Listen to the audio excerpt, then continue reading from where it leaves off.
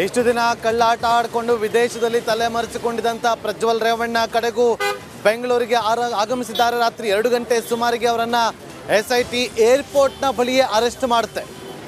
Arrest ಮಾಡಿ ಈಗ CID ಕಚೇರಿಯಲ್ಲಿರುವಂಥ SIT ಕಚೇರಿಗೆ ಕರೆದುಕೊಂಡು ಬಂದು ಅಲ್ಲಿ ಇಡಲಾಗಿದೆ ಪ್ರಜ್ವಲ್ ರೇವಣ್ಣನನ್ನು. ಅಸಲಿ ತನಿಖೆ ಈಗ ಶುರುವಾಗುತ್ತೆ. ಸಂತ್ರಸ್ತೆಯರು ಕೊಟ್ಟಿರುವಂಥ ಹೇಳಿಕೆಯನ್ನು ಆಧರಿಸಿ SIT ತನಿಖೆಯನ್ನು ಮುಂದುವರಿಸುತ್ತೆ. ಮಹತ್ವದ ಮಾಹಿತಿಗಳನ್ನು ಕಲೆ ಹಾಕುತ್ತೆ. ಪ್ರಾಥಮಿಕ ಹಂತದ ವಿಚಾರಣೆಯನ್ನು ಕೂಡ ನಡೆಸಲಿದೆ ಅನ್ನುವ ಮಾಹಿತಿ ರಿಪಬ್ಲಿಕ್ ಕನ್ನಡಕ್ಕೆ ಲಭ್ಯವಾಗಿದೆ.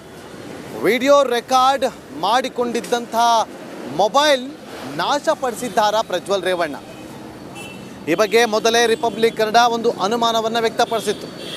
35 ದಿನ ಅಂದರೆ 34 ದಿನ ವಿದೇಶದಲ್ಲಿದ್ದಂಥ ಪ್ರಜ್ವಲ್ ರೇವಣ್ಣ ಬೇರೆ ಬೇರೆ ಸಾಕ್ಷ್ಯಾಧಾರಗಳನ್ನು ಕೂಡ ನಾಶಪಡಿಸಿರುವಂಥ ಸಾಧ್ಯತೆ ಈಗ ದಟ್ಟವಾಗಿ ಕಂಡು ಬರ್ತಾ ಇದೆ. ಆದರೆ ಒಂದಂತೂ ವಿಚಾರ ಹೇಳಲೇಬೇಕು, SIT ತನಿಖಾ ತಂಡ ಇದೆಯಲ್ಲ ಬಹಳ ಸ್ಟ್ರಾಂಗ್ ಇದೆ, ಅಷ್ಟು ಸುಲಭ ಅಲ್ಲ.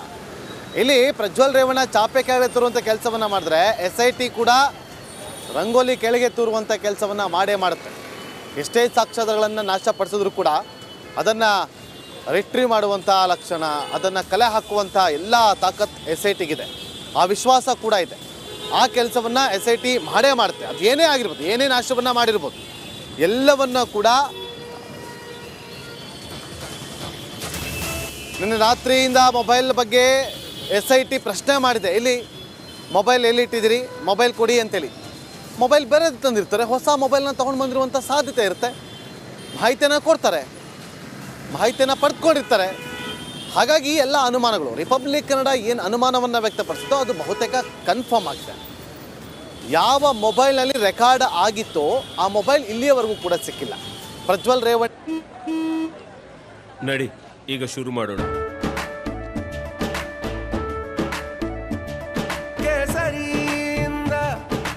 ಮನೋಲ್ಲಾಸ ಮನಸ್ಸು ಮತ್ತೇರಿ ಕುಣಿದಾಡಿದೆ ನೋಡು, ಮನಸ್ಸು ಮತ್ತೇರಿ ಕುಣಿದಾಡಿದೆ ನೋಡು.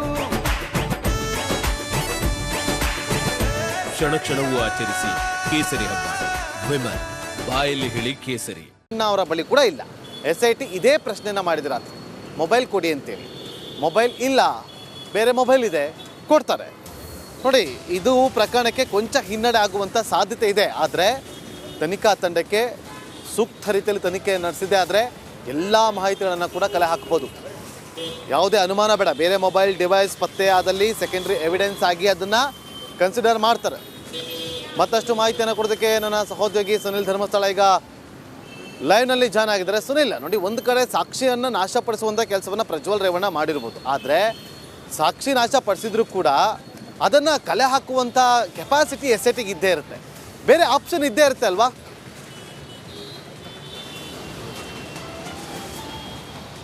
ಎಸ್ ನಾಗೇಂದ್ರ, ಒಂದು ಕಡೆಯಲ್ಲಿ ಇಡೀ ಪ್ರಕರಣಕ್ಕೆ ಪ್ರಮುಖವಾದಂಥ ಒಂದು ಸಾಕ್ಷ್ಯ ಆಗುವಂಥದ್ದು ಈ ವಿಡಿಯೋ ರೆಕಾರ್ಡ್ ಮಾಡಲಾಗಿದೆ ಅನ್ನುವಂಥ ಒಂದು ಮೊಬೈಲ್. ಅಂದರೆ ತನ್ನ ಒಂದು ಐಫೋನ್ನಲ್ಲಿ ಈ ಒಂದು ಮೊಬೈಲ್ನ ರೆಕಾರ್ಡ್ ಮಾಡಲಾಗಿದೆ ಅನ್ನುವಂಥದ್ರ ಬಗ್ಗೆ ಈಗಾಗಲೇ ಸಾಕಷ್ಟು ಮಾಹಿತಿ ಇದ್ದಿದ್ದು. ಆದರೆ ಇದೀಗ SIT ಅಧಿಕಾರಿಗಳು ಪ್ರಜ್ವಲ್ ರೇವಣ್ಣ ಅವ್ರನ್ನ ನಿನ್ನೆ ರಾತ್ರಿ ಬಂಧಿಸಿದ ಬಳಿಕ ಆತನ ಬಳಿ ಇದ್ದಂತಹ 2 ಬ್ಯಾಗ್ಗಳನ್ನು ಕೂಡ ಜಪ್ತಿ ಮಾಡಿಕೊಂಡಿದ್ದು. ಆ ಇಡೀ ಬ್ಯಾಗ್ಗಳನ್ನು ಕೂಡ ಪರಿಶೀಲನೆ ಮಾಡಿದ್ದಾರೆ. ಜೊತೆಗೆ ಆತನ ಬಳಿ ಇದ್ದಂತಹ ಮೊಬೈಲ್ನು ಕೂಡ ಚೆಕ್ ಮಾಡಿದ್ದಾರೆ. ಈ ಸಂದರ್ಭದಲ್ಲಿ ಗೊತ್ತಾಗಿರುವಂಥ ಒಂದು ವಿಚಾರ ಅಂತ ಹೇಳಿದರೆ, ಪ್ರಜ್ವಲ್ ಬಳಿ ಇರುವಂಥದ್ದು ಹೊಸ ಮೊಬೈಲ್ ಅನ್ನುವಂಥದ್ದು ಗೊತ್ತಾಗಿದೆ. ಅಂದರೆ ಈ ಹಿಂದೆ ತನ್ನ ಬಳಿ ಇದ್ದಂತಹ ಮೊಬೈಲ್ನ ಆತ ನಾಶಪಡಿಸಿರ್ಬೋದು ಅನ್ನುವಂಥದ್ದು ಅನುಮಾನ ಉಂಟಾಗಿರುವಂಥದ್ದು. ಇಲ್ಲಿ ಒಂದು ವಿಚಾರವನ್ನು ಗಮನಿಸಲೇಬೇಕು. ಈ ಒಂದು ಘಟನೆಗೆ ಸಂಬಂಧಪಟ್ಟಂತೆ ಅಂದರೆ ಕಳೆದ ತಿಂಗಳು 26ನೇ ತಾರೀಕು ಪ್ರಜ್ವಲ್ ರೇವಣ್ಣ ವಿದೇಶಕ್ಕೆ ಹೋಗಿರುವಂಥದ್ದು. ಅದಾದ ನಂತರ ಸುಮಾರು 30-35 ದಿನಗಳ ಕಾಲಾವಕಾಶ ಸಿಕ್ಕಿರುವಂಥದ್ದು. ಈ ಒಂದು ಅವಧಿಯಲ್ಲಿ ಸಾಕ್ಷ್ಯ ನಾಶ ಮಾಡುವಂಥ ಒಂದು ಕೆಲಸವನ್ನು ಆರೋಪಿ ಸ್ಥಾನದಲ್ಲಿರುವಂತಹ ಪ್ರಜ್ವಲ್ ರೇವಣ್ಣ ಮಾಡಿದ್ದಾರೆ ಅನ್ನುವಂಥದ್ದು ಬಹುತೇಕ ಖಚಿತ ಆಗಿರುವಂಥದ್ದು. SIT ಅಧಿಕಾರಿಗಳು ಈ ಸಂಬಂಧಪಟ್ಟಂತೆ ಮಾಹಿತಿ ಕಲೆ ಹಾಕುವಂಥ ಒಂದು ಪ್ರಯತ್ನವನ್ನು ಮಾಡ್ತಿದ್ದಾರೆ. ಆದರೆ ಪ್ರಜ್ವಲ್ ತನ್ನ ಬಳಿ ಇರುವಂಥದ್ದು ಇದೇ ಮೊಬೈಲ್ ಅನ್ನುವಂಥ ಹೇಳ್ತಿದ್ದಾರೆ. ಹಾಗಿದ್ರೆ ಒಂದು ಪ್ರಶ್ನೆ ಸಹಜವಾಗಿ ಉದ್ಭವ ಆಗುವಂಥದ್ದು ಇದ್ದೇ ಇರುತ್ತೆ. ತನ್ನ ಬಳಿ ಇದ್ದಂತಹ ಆ ಒಂದು ಮೊಬೈಲ್ನ ಆತ ನಾಶಪಡಿಸಿದರೆ ಬೇರೆ ಏನೂ ಸಾಕ್ಷ್ಯಗಳು ಸಿಗಲ್ವಾ ಅನ್ನುವಂಥ ಒಂದು ಪ್ರಶ್ನೆ ಬಂದೇ ಬರುತ್ತೆ. ಖಂಡಿತವಾಗಿಯೂ ಸಿಗುತ್ತೆ. ಯಾಕೆಂದರೆ ಯಾವುದೇ ಒಂದು ಕೇಸ್ನಲ್ಲಾದರೂ ಕೂಡ ಕೇವಲ ಒಂದು ಮೊಬೈಲ್ ಮಾತ್ರ ಸಾಕ್ಷ್ಯ ಆಗಿರಲ್ಲ. ಅದಕ್ಕೆ ಸಂಬಂಧಪಟ್ಟಂತೆ ಪೂರಕವಾಗಿರುವಂಥ ಇನ್ನೂ ಹಲವಾರು ಸಾಕ್ಷ್ಯಗಳಿರುತ್ತೆ. ಇವೆಲ್ಲವನ್ನು ಕೂಡ ಕಲೆ ಹಾಕುವಂಥ ಪ್ರಯತ್ನವನ್ನು SIT ಅಧಿಕಾರಿಗಳು ಮಾಡ್ತಿದ್ದಾರೆ. ಈಗಾಗಲೇ ಪ್ರಕರಣಕ್ಕೆ ಸಂಬಂಧಪಟ್ಟಂಥ ಸಂಪೂರ್ಣ ಮಾಹಿತಿಯನ್ನು SIT ಅಧಿಕಾರಿಗಳು ತರಿಸ್ಕೊಂಡಿದ್ದಾರೆ. ಇವತ್ತು ಪ್ರಜ್ವಲ್ ರೇವಣ್ಣ ಅವ್ರನ್ನ ಕೋರ್ಟ್ಗೆ ಹಾಜರುಪಡಿಸಿದ ನಂತರ SIT ಅಧಿಕಾರಿಗಳು ಕೋರ್ಟ್ನಲ್ಲಿ ಮನವಿ ಮಾಡುವಂಥ ಪ್ರಮುಖ ವಿಚಾರ ಅಂತ ಹೇಳಿದರೆ ಈಗಾಗಲೇ ಹಲವಾರು ಸಾಕ್ಷ್ಯ ನಾಶ ಆಗಿದ್ದಾವೆ, ಇನ್ನು ಮುಂದೆ ಯಾವುದೇ ರೀತಿಯ ಸಾಕ್ಷ್ಯ ನಾಶ ಆಗಬಾರ್ದು ಮತ್ತು ಪ್ರಕರಣಕ್ಕೆ ಸಂಬಂಧಪಟ್ಟಂಥ ಮಹತ್ವದ ಸಾಕ್ಷಿಗಳನ್ನು ಕಲೆ ಹಾಕುವಂಥ ಅಗತ್ಯ ಇದೆ. ಈ ಹಿನ್ನೆಲೆಯಲ್ಲಿ ಪ್ರಜ್ವಲ್ ರೇವಣ್ಣ ಅವ್ರನ್ನ ತಮ್ಮ ಕಸ್ಟಡಿಗೆ ಕೊಡಿ ಅಂತ ಹೇಳಿ ಮನವಿಯನ್ನು ಸಲ್ಲಿಸುವಂಥ ಸಾಧ್ಯತೆ ಇರುವಂಥದ್ದು. ಇದನ್ನು ಪುರಸ್ಕರಿಸುವಂಥ ಸಾಧ್ಯತೆ ಕೂಡ ಹೆಚ್ಚಾಗಿ ಕಂಡು ಬರ್ತಿದೆ. ಇದಾದ ಬಳಿಕ ಪ್ರಜ್ವಲ್ ರೇವಣ್ಣ ಅವ್ರನ್ನ ಸ್ಪಾಟ್ ಮಾಜರ್ ಸೇರಿದಂತೆ ತಮಗೆ ಈ ಒಂದು ಪ್ರಕರಣದ ತನಿಖೆಗೆ ಸಂಬಂಧಪಟ್ಟಂತೆ ಕರ್ಕೊಂಡು ಹೋಗಬೇಕಾದಂಥ ಸ್ಥಳಗಳಿಗೆ ಕರ್ಕೊಂಡು ಹೋಗಿ ಪೂರಕ ಸಾಕ್ಷ್ಯಗಳನ್ನು SIT ಅಧಿಕಾರಿಗಳು ಸಂಗ್ರಹ ಮಾಡಲಿದ್ದಾರೆ. ನಾಗೇಂದ್ರ, ಥ್ಯಾಂಕ್ ಯು ಸುನಿಲ್ ನಿಮ್ಮೆಲ್ಲ ಮಾಹಿತಿಗಾಗಿ. ದೇಶದ ಅತಿ ದೊಡ್ಡ ನೆಟ್ವರ್ಕ್ ನಿಂದ ಮೆಗಾ ಕವರೇಜ್. ದೇಶದ ಮತದಾರನ ಆದೇಶ NDAಗ ಇಂಡಿ ಒಕ್ಕೂಟಕ್ಕ. ಲೋಕ ಅಖಾಡದಲ್ಲಿ ಗೆಲ್ಲೋದ್ಯಾರು ಸೋಲೋದ್ಯಾರು.